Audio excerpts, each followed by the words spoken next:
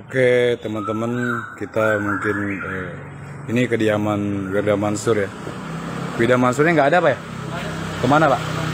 Ke Bandung? Pak, polisi yang kemarin apa namanya tuh? Yang malam itu siapa namanya? Jadi di awal juga ketika saya tanya Pak Wirda Mansurnya ada, dia bilang ke Bandung. Karena saya yakin saya duga sudah di briefing juga bilang ke Bandung. Tapi kan posisi beliau memang kerja di sana. Jadi saya bisa memaklumi lah. Iya. Dan ketika Wirda ketahuan tidak ke Bandung, dia juga bilang, saya mah kerja. Kan. Saya mah cuma kerja. Ya, jadi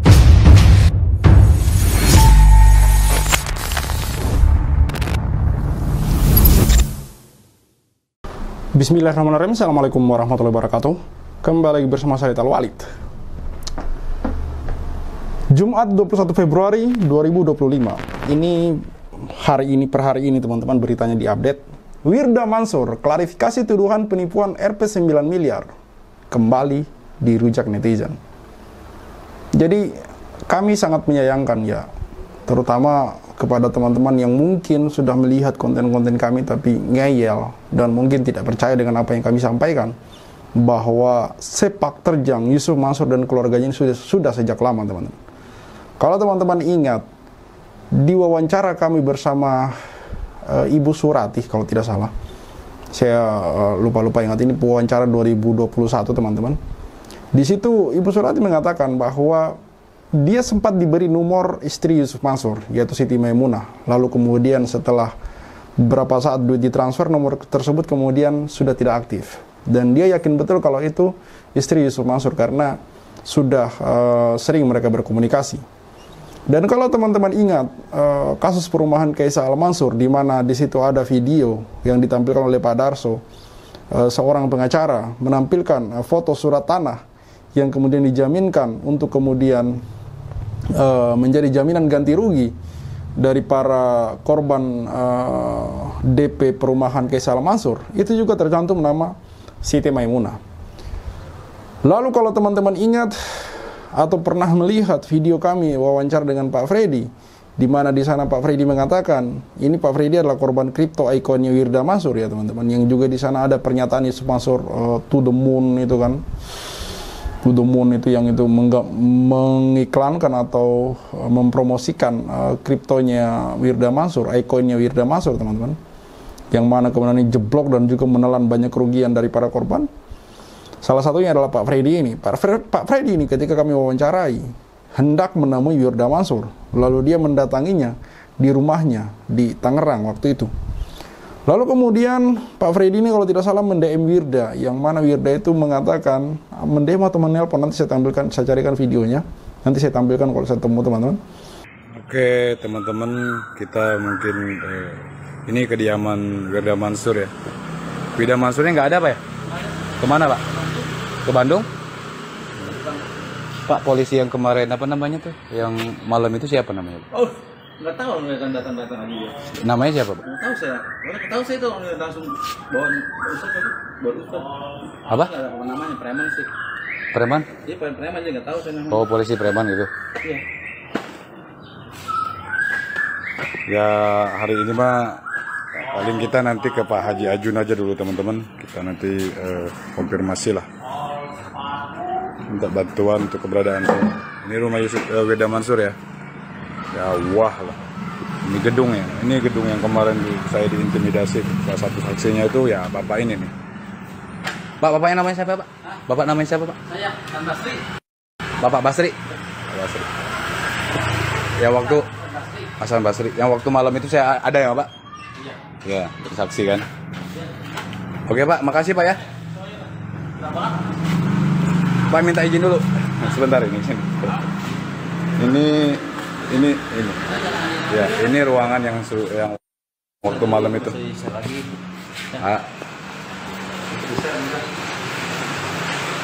Ya, itu akhirnya berhasil divideokan ya. saya berhasil video. Dan videonya itu aman ya. Pak Hasan Basri ini baik. Jadi di awal juga ketika saya tanya Pak Wirda Mansurnya ada, dia bilang ke Bandung. Karena saya yakin saya duga sudah di briefing juga bilang ke Bandung. Tapi kan posisi beliau memang kerja di sana.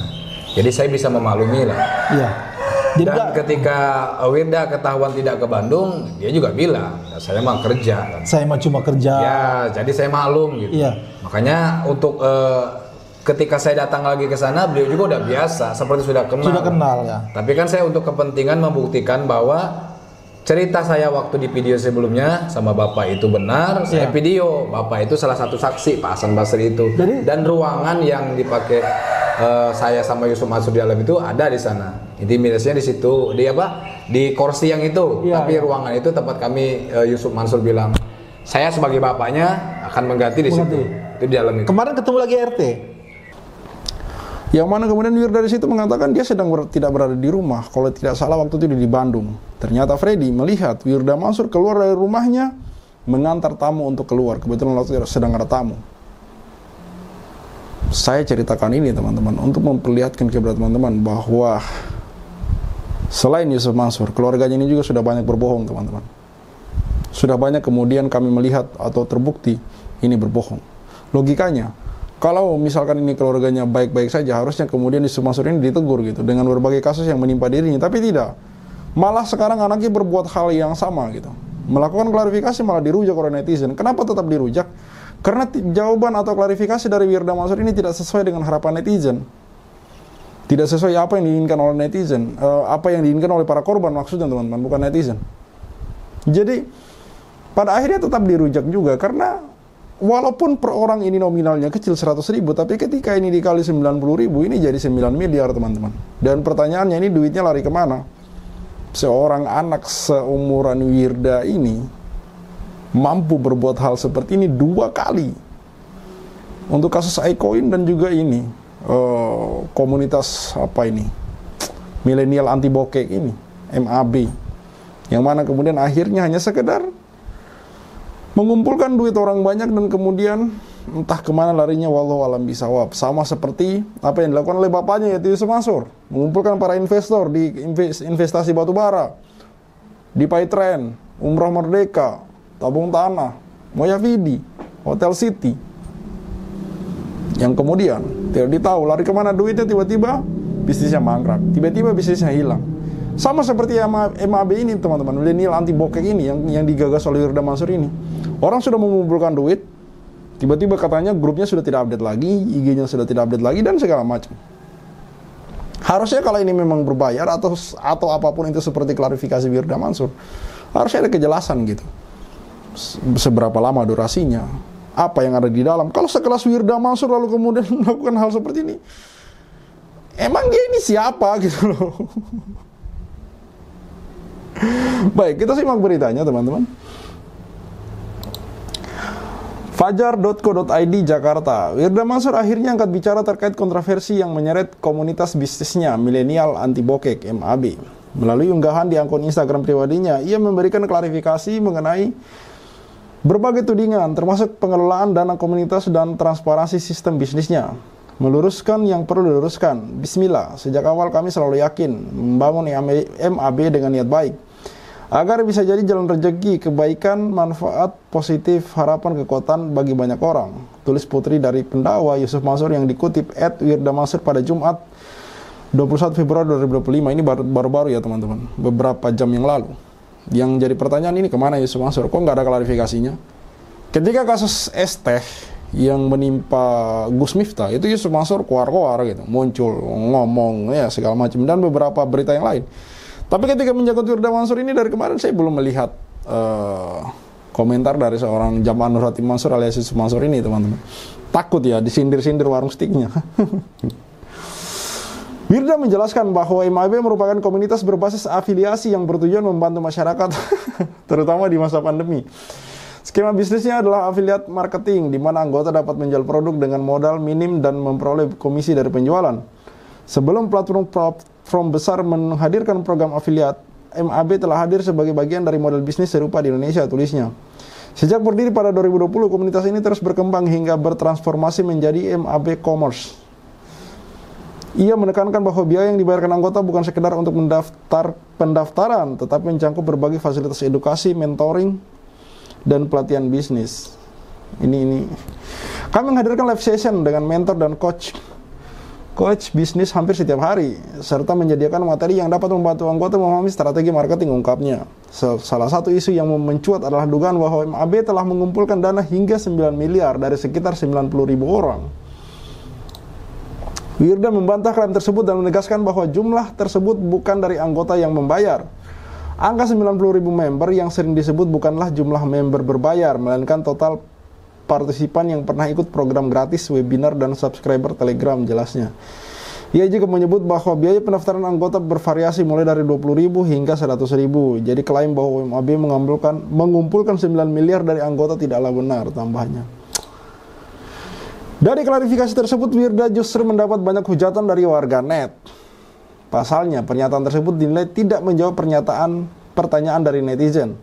Lagian masih ada aja yang ngikutin dia sama bapaknya, kata warganet. Ya memang, seperti yang saya katakan, kok masih ada yang mau gitu. Anak sama bapak sama aja 11-12, kata yang lain. Nggak menjawab sama sekali klarifikasinya. Kita juga ngerti cara kerja affiliate itu gimana. Komisi tergantung penjualan kita gimana. Yang jadi pertanyaan itu gimana kita bisa dapat komisi dari penjualan kalau websitenya aja nggak bisa diakses. Wirda gemes banget tambah lainnya. Jadi orang kalau sudah berbohong sekali, itu akan terus-menerus berbohong kalau dia tidak minta maaf secara jujur, tulus, dan ikhlas, teman-teman. Jadi kebohongan itu akan ditutup dengan kebohongan, akan ditutup dengan kebohongan, dan kebohongan. Yang menghentikan itu apa, teman-teman? Pengadilan akhirat dan hembusan nafas terakhir. Karena orang yang kemudian tidak mau bertobat, yang tidak mau kemudian jujur mengakui kesalahannya, hanya ingin terlihat sempurna di mata orang lain, tapi ternyata boroknya banyak, itu akan seperti itu saja, menutup kebohongan, dengan kebohongan, dan kebohongan, teman-teman. Hingga kemudian muncullah istilah mitomania dan segala macam, teman-teman. Mempercayai kebohongannya sendiri, karena sudah tidak bisa membedakan mana yang bohong, mana yang nggak bohong.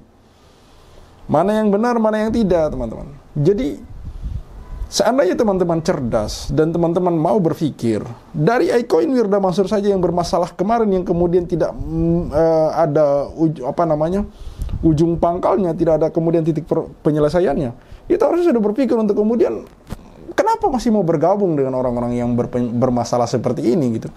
Track recordnya sudah jelas bermasalah, kok anda ini masih mau bergabung gitu. Jadi sebenarnya hal-hal seperti ini bukan saja menjadi mudah di Indonesia gitu. Ini sangat mudah sekali karena orang-orang kita ini mudah lupa dan gampang percaya gitu. Jadi ketika ada orang punya masalah hari ini, 2-3 tahun ke depan ketika membuat hal yang sama, itu banyak orang yang kemudian ikut lagi. Karena seperti itu tadi, mudah lupa dan gampang percaya gitu. Mudah lupanya itu loh menjengkelkan, teman-teman. Saya rasa viral kasus To The Moon yang iCoin Wirda Mansur itu belum lama gitu, 1 atau 2 tahun yang lalu gitu. Ini muncul lagi, berarti kan kalian ngeyel gitu loh.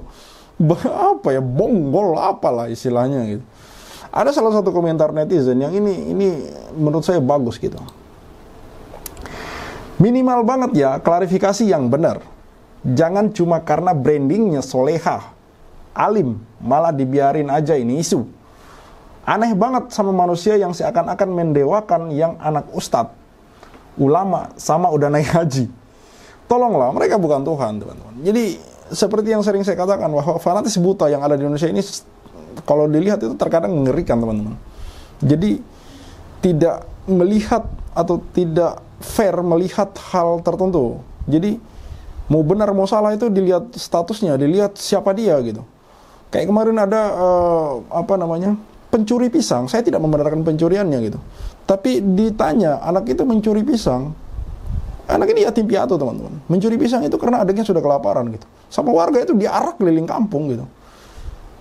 Coba kalau yang curi itu bukan yatim piatu. Coba kalau yang curi ini anak pejabat besar, anak apa gitu, tokoh gede segala macam, nggak akan seperti itu, teman-teman. Saya yakin dan percaya gitu. Bergetar tangan mereka kalau nangkap orang-orang maling yang kayak begini gitu. Sekali lagi saya katakan, saya tidak membenarkan mencuri pisang itu, teman-teman. Tapi inilah yang terjadi di negeri kita gitu, bahwa orang-orang seperti ini seolah-olah terjadi pembiaran gitu. Yusuf Mansur ini kasusnya bukan 1-2, teman-teman. Kasusnya ini banyak yang menyeret nama dia gitu. Perumahan Keisha Al Mansur itu juga menyeret nama Yusuf Mansur, teman-teman. Ada nama Yusuf Mansur di sana. Bagaimana tidak ada nama dia dong ketika orang-orang rame-rame mau memviralkan ini di Kopi Joni Hotman Paris, tiba-tiba Yusuf Mansur muncul dan melarang mereka. Ada apa ini? Apakah nama Yusuf Mansur takut ini terbongkar apa gimana? Lalu di Ikoin Wirda Mansur, lalu kemudian Moyavidi, Hotel City, Paitren, investasi batu bara.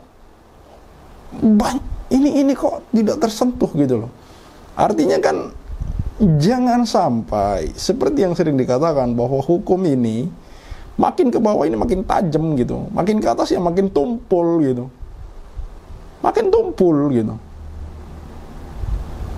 Nggak mungkin dong Pengadilan Negeri Jakarta Selatan dan Pengadilan Negeri Bogor salah memberikan putusan di mana di sana Yusuf Mansur terbukti waran prestasi. Pengadilan Tinggi Bandung memenangkan banding yang diajukan oleh Yusuf Mansur kemudian ditolak, yang dimenangkan oleh Ibu Yul Siti Rohmat. Tidak mungkin dong dia salah menjatuhkan putusan. Artinya ini adalah bukti bahwa Yusuf Mansur dan teman-teman ini memang melakukan prestasi gitu. Alamat palsu yang dibuat oleh Adiansah yang menghilang sampai hari ini, Arab yang menghilang sampai hari ini, ada apa ini gitu loh? Ada apa ini? Kok seolah-olah terjadi pembiaran gitu loh? Kok Yusuf Mansur dan keluarganya selalu dibiarkan begitu saja melakukan apapun di negeri ini gitu? Apa ini? Ini makanya saya kata mereka bukan Tuhan gitu loh. Tolonglah, mereka bukan Tuhan. Semua orang bisa pakai peci, semua orang bisa pakai sorban gitu loh. Semua orang bisa lakukan itu. Tapi apakah kemudian kita akan ikut membiarkan hal-hal ini berulang kali terjadi? Kasus yang kemudian menimpa satu orang, mencuri buah pisang, itu diarak keliling gitu. Tapi begitu ada satu tokoh ternama melakukan hal yang sama berulang-ulang kali dengan kapasitas, dengan kuota yang lebih besar, dibiarkan dan masih disalamin gitu. Ini kan satu ketidakadilan yang terjadi di negeri ini, teman-teman. Ada maling kecil dihukum, diarak, dipermalukan gitu. Ada maling besar dibiarkan begitu saja, bahkan masih dihormati, bahkan Anda mungkin masih bergetar gitu kalau ngobrol langsung sama dia gitu. Karena apa, teman-teman? Disinilah dan inilah wajah negeri kita hari ini.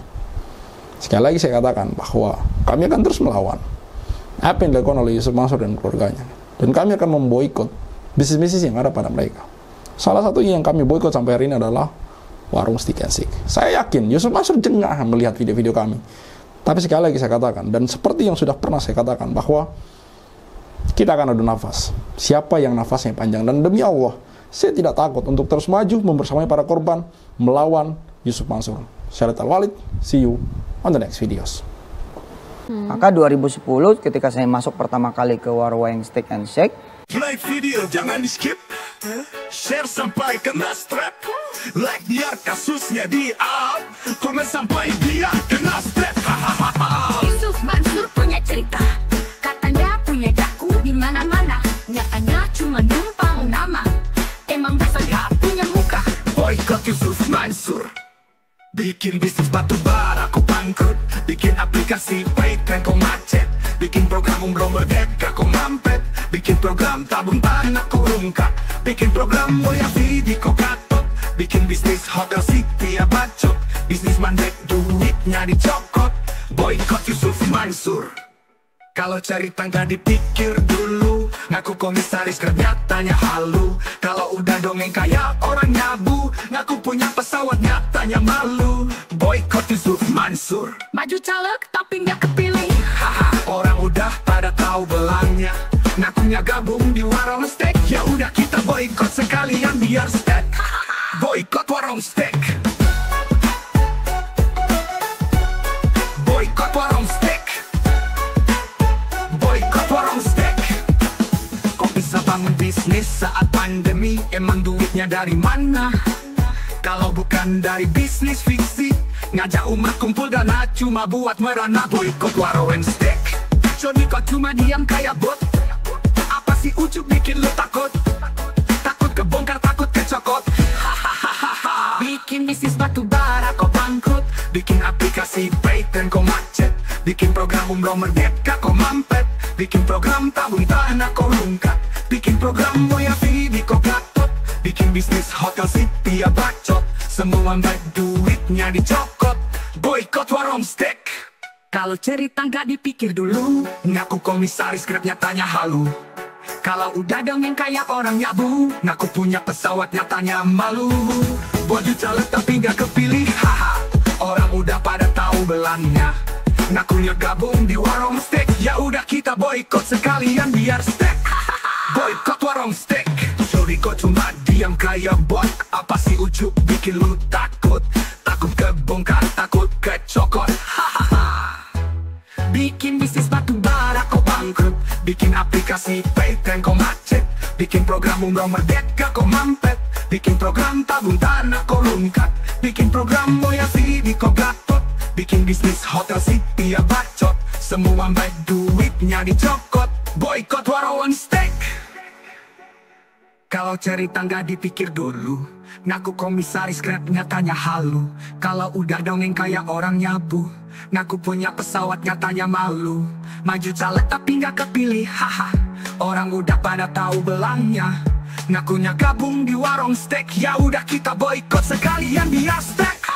Boykot warung steak. Stop mampir di sana, stop masuk ke sana, stop makan di sana, stop bikin si ujuk kaya. Boykot warung steak. Bikin Yusuf Mansur ketar-ketir, biar dia mikir, biar dia sadar tanggung jawab. Mansur, kami sudah hilang sabar, umat sudah marah besar. Sampai mana kau kabur, akan terus kami kejar walau sampai lubang kubur. Boykot warung steak. Boykot warung steak. Boykot warung steak. Play video jangan di skip, share sampai kena strap, like biar kasusnya di up, komen sampai dia kena step. Hahaha. Boykot warung steak.